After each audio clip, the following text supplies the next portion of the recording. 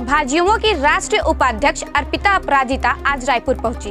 वे यहां राष्ट्रीय कार्यक्रमों को लेकर भाजयुमो प्रदेश पद अधिकारियों से चर्चा करेंगी। इसके साथ ही छत्तीसगढ़ में राजनीतिक व युवाओं के रोजगार, शिक्षा संबंधित विषयों पर भी चर्चा होगी।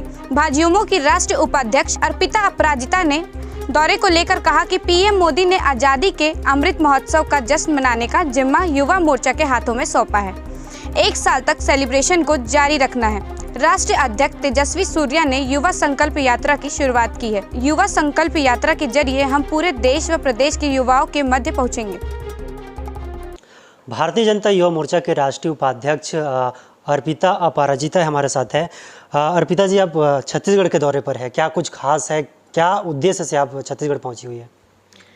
देखिए, जैसे कि हम सब आज इतने सौभाग्यशाली हैं कि आज़ादी के 75वीं साल हम जीने की सौभाग्य प्राप्त कर रहे हैं। और जैसे कि पिछले मन की बात में हमारे आदरणीय प्रिय प्रधानमंत्री श्री नरेंद्र मोदी जी ने बताया था कि ये आज़ादी का अमृत महोत्सव में हर युवा वर्ग कैसे जुड़ सके, उस काम के लिए आज हम इकट्ठा हुए हैं। और इस काम को आगे ले जाने के लिए हमारे राष्ट्रीय अध्यक्ष श्री तेजस्वी सूर्या जी ने ये काम हाथ में लिया है। और हम सब युवा मोर्चा के कार्यकर्तागण इस काम को कैसे निचले स्तर में जो भी कार्यकर्ता हैं, युवागण हैं, उन तक ये पहुंचाने के लिए ये बड़ा सा जश्न महोत्सव कैसे मनाएं, उसके लिए हम प्रेरित हैं। क्या कुछ खास रहने वाला है? राजधानी रायपुर में भी अमृत महोत्सव का आयोजन किया गया है, क्या कुछ संदेश देना चाहेंगे इस दौरान जो भाजपा के युवा मोर्चा के कार्यकर्ता उनको? रायपुर में अभी जो प्रोग्राम है हमारा स्वतंत्रता दिवस को लेके, वो है युवा संकल्प यात्रा। और इसके साथ हम पूरे राज्य में 400 से ज़्यादा मंडल में कैसे युवा संकल्प यात्रा बहुत अच्छे से हो पाए, उसके लिए भी हम चेष्टित हैं। और युवा संकल्प यात्रा में ये रहेगा मैसेज हम सबके लिए कि पहले जब महात्मा गांधी जी ने बताया था कि आज़ादी के लिए करेंगे या मरेंगे, तो आज के दौर में हमारे माननीय प्रधानमंत्री श्री नरेंद्र मोदी जी ने ये आह्वान दिया है कि हम करेंगे और करके ही रहेंगे। तो इस वार्ता को कैसे हम सब समाज के लोगों के पास पहुंचा सके, ये यात्रा रहेगा।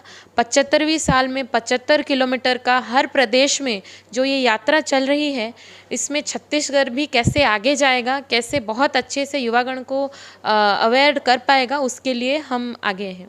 अर्पिता जी, आप राजधानी रायपुर पहुँचे, छत्तीसगढ़ पहुँची हुई है, यहाँ की परिस्थिति को किस तरह देख रहे हैं, युवाओं को किस तरह से देख रहे हैं, क्या कुछ मैसेज देना चाहेंगे? प्लस ये भी है कि यहाँ पर बहुत सारी समस्याएं युवाओं को, उसको कैसे दूर किया जाएगा, कैसे युवाओं को जागृत करने का प्रयास रहेगा? आपने जैसे बताया कि रायपुर नहीं, पूरा छत्तीसगढ़ में युवाओं में इतना सामर्थ्यता है कि वो पूरे देश के लिए उदाहरण बन सकेंगे। लेकिन उनके लिए अभी जो चैलेंजेस हैं, जैसे कि एक नशा मुक्त समाज हो, या फिर एक जैसे कि अशिक्षा को लेके यहाँ पे सरकार अपने आप में कुछ काम कर रही है, और यहाँ पे भ्रष्टाचार भी बहुत ज़्यादा है। कैसे युवागण उसको लेके अभी युवा मोर्चा जो लड़ाई लड़ रही है, वो सिर्फ युवा मोर्चा के लिए नहीं है, ये लड़ाई छत्तीसगढ़ की भविष्य के लिए है। और भविष्य में जब युवागण ये महसूस करेंगे कि हमारे लिए आज के दौर में कोई गोष्ठी अगर लड़ाई कर रही है तो वो युवा मोर्चा कर रही है। तो युवा मोर्चा के पास अभी काम करने के लिए, लोगों के लिए लड़ने के लिए बहुत ही शक्ति है। और उस शक्ति को कैसे हम जो आने वाले दिनों में कैसे हमारे काम में दिखा सकेंगे, वो हमारे लिए बहुत बड़ी बात है। बात हुई युवाओं की, तो अभी टोक्यो ओलंपिक हुआ, छत्तीसगढ़ से एक भी युवा ऐसे नहीं थे जो प्रतिभागी बनकर वहां पहुंचे। इस दिशा में किस तरह से प्रयास रहेगा युवा मोर्चा का, ये भी जानना चाहेंगे, क्योंकि अगर कोई छत्तीसगढ़ से वहां तक जाता है तो ये गौरव की बात होती है और एक देश का परचम लहरा के आता है। उस दिशा में कैसे युवा मोर्चा युवाओं को आगे लाएगा? देखिए, टोक्यो ओलंपिक्स जब शुरू होने वाले थे, तब हमारे प्रधानमंत्री जी 2014 से ही एक स्ट्रैटेजी प्रधानमंत्री जी ने बनवाया था, टॉप्स बोल के, जिसके माध्यम से वो देश में जो भी प्रतिभाशाली खिलाड़ी हैं उन तक कैसे स्पोर्ट्स मिनिस्ट्री पहुंच सके, उनका प्रतिभा को कैसे ट्रेनिंग के माध्यम से बढ़ावा दे सके, उसके लिए वो काम उस टाइम से करते आ रही थी, जिसके परिणाम अभी देश में 7 मेडल्स आए, जो कि इतिहास में पहली बार हो रही है। और रही बात छत्तीसगढ़ की, छत्तीसगढ़ में मैंने जैसे पहले बताया कि युवा बहुत ही ज़्यादा प्रतिभाशाली हैं। हमें बस उस प्रतिभा को थोड़ा नर्चर करना पड़ेगा। जब तक सरकार खुद अपने तरफ से कुछ चेष्टा नहीं करती कि मैं जो खेल में जो प्रतिभाएं हैं, जो किसी भी क्षेत्र में जो प्रतिभा है, पढ़ाई को लेकर हो या फिर मेडिकल सेगमेंट में हो, एजुकेशन में हो, जो भी सेगमेंट में हो, अगर उनके लिए सीरियसली ना आगे आए तो कोई भी प्रतिभा आगे कभी भी नहीं आएगा। और छत्तीसगढ़ जो कि एक संभावना का राज्य है, जिसके इतिहास में सबसे आगे रहने का रिकॉर्ड है, और जब अभी 2021 में जब विश्व में अभी भारत आगे जा रहा है, तो छत्तीसगढ़ की भागीदारिता भी उतना ही आगे आने चाहिए।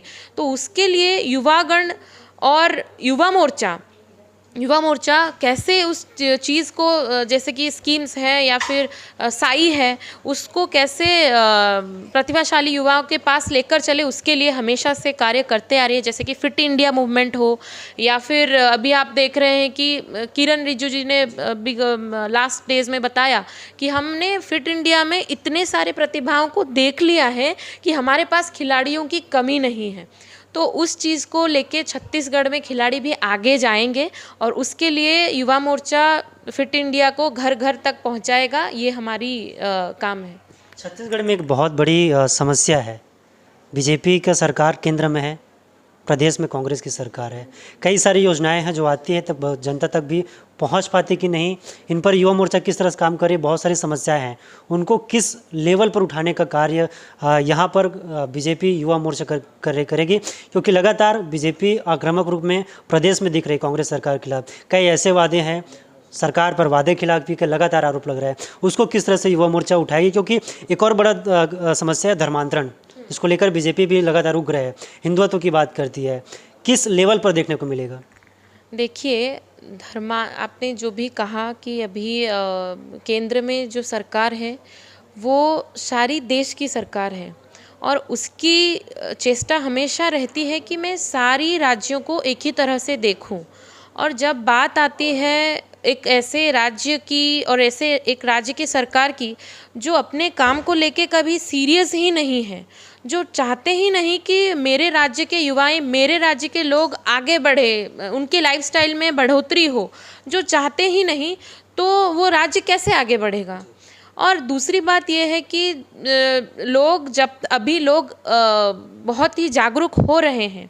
जैसे कि पिछले दिनों हमारे पार्टी के कार्यकर्ताओं ने एक नंबर जनरेट किया था, उस नंबर के माध्यम से युवा मोर्चाओं ने जो नंबर जनरेट किया था, जिसके माध्यम से जहाँ पे जो प्रॉब्लम्स हो रहे हैं डायरेक्टली लोग कॉल करके बता सकते हैं कि यहाँ पे ये प्रॉब्लम, ये दिक्कत हो रही है।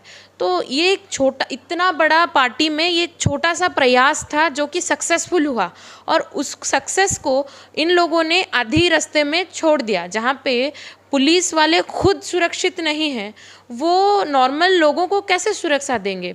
और बात रही सरकार की, जो सरकार अपने ही परिवारवाद के लिए कांग्रेस हमेशा से आगे ही रही है। अगर परिवारवाद छोड़ के वो जनवाद करती, लोगों के लिए अपना समर्थन, अपना प्यार, अपना दिशा दिखाती, तो आज छत्तीसगढ़ कहीं और होता। जो विकास का यात्रा था अभी इस समय रुक चुका है छत्तीसगढ़ में। और युवा मोर्चा के हर एक कार्यकर्ता, ऐसा कोई दिन नहीं है, ऐसा कोई रात नहीं है जो युवा मोर्चा के साथ हो या फिर छत्तीसगढ़ के लोगों के लिए ना लड़ा हो। तो वो लड़ाई जो अभी चल रही है, वो लड़ाई तब तक चलेगी जब तक ये भ्रष्ट सरकार गादीच्युत नहीं होती, मतलब अपनी थ्रोन से ना उठती, तब तक ये लड़ाई जारी रहेगी। और फिर से जो सुनहरे दिन थे छत्तीसगढ़ के, वो लौटाने के लिए युवा मोर्चा ही प्रमुख भूमिका प्ले करेगी। एक अंतिम सवाल है मेरा कि जिस तरीके से प्रदेश में क्राइम लगातार बढ़ता जा रहा है, अपराध बढ़ता जा रहा है, प्रदेश के एक बड़े मंत्री है जिनका बयान आया था कि यूपी की घटनाएं बड़ी होती है, युवतियों के साथ दुष्कर्म की घटना, छत्तीसगढ़ की घटनाएं छोटी होती है। इस पर क्या कुछ करना चाहिए, क्योंकि लगातार प्रदेश में अपराध बढ़ती जा रही है, आप युवती भी है तो इस पर ज़्यादा कुछ बोल पाए? देखिए, जब सेफ्टी सिक्योरिटी की बात आती है तब कांग्रेस सरकार, ये बीजेपी का स्टेट है तो वो हमारी बेटी है। कांग्रेस का सरकार जिस राज्य में है, अगर उस जगह की बेटी के साथ कुछ हो रहा है तो वो हमारी जिम्मेदारी नहीं होती है। यूपी में अगर कुछ हो रहा है, एकदम गांधी परिवार जाके वहाँ पे बैठ जाते हैं, लेकिन जब अपनी ही राज्य में ऐसा कुछ होता है वो दिखाई भी नहीं देते। तो ये पार्शियलिटी, ये चीज़ सिर्फ कांग्रेस में ही हो सकती है। हमारे दल में भारत की हर बेटी अपनी है, और छत्तीसगढ़ की आज जो बेटियां असुरक्षित हैं, जो क्रिमिनल एक्टिविटीज़ यहाँ पे बढ़ रही हैं, तो इसको अगर कुछ जवाब देना होगा तो इस जवाब लाना होगा, लोगों के अंदर क्वेश्चंस अराइज करना होगा। तो उसके लिए युवा मोर्चा बहुत ही ज़्यादा एक्टिव है, और युवा मोर्चा जहाँ जहाँ पहुँच रही है वहाँ तक पुलिस भी नहीं पहुँच सकती। ये एक बड़ी उपलब्धि है। और जहाँ पे प्रॉब्लम्स हो रहे हैं, लोग वहाँ पे युवा मोर्चा के कार्यकर्ताओं के ऊपर ज़्यादा डिपेंडेंट हो रहे हैं रादर देन पुलिस। तो ये एक बड़ी बात है कि हम लोग सिर्फ कार्यकर्ता किसी दल के नहीं हैं, हम छत्तीसगढ़ के बेटे बेटियाँ उतने समर्थ हैं कि हम अपने लिए भी खड़े हो सके और दूसरों के लिए भी। क्रिमिनल एक्टिविटीज़ की जो बात रही, लड़ाई तो अभी चल रही है और तब तक चलेगी जब तक इन लोगों को अपना स्तर ना दिखाई दे, तब तक चलेगी। तो ये थे हमारे साथ भाजपा युवा मोर्चा के राष्ट्रीय उपाध्यक्ष अर्पिता अपराजिता जी, जिन्होंने हमसे खास बातचीत की और उन्होंने बताया कि जिस तरीके से मोदी जी का विज़न है उसे घर घर तक पहुंचाने का काम लगातार भारतीय जनता युवा मोर्चा कर रही है। उन्होंने साफ तौर पर प्रदेश में कांग्रेस सरकार पर निशाना साधते हुए भी बढ़ते अपराध को लेकर भी निशाना साधा है। कैमरा पर्सन पूजा सिंह के साथ आर्जुन श्री टिकेश वर्मा, रायपुर, छत्तीसगढ़।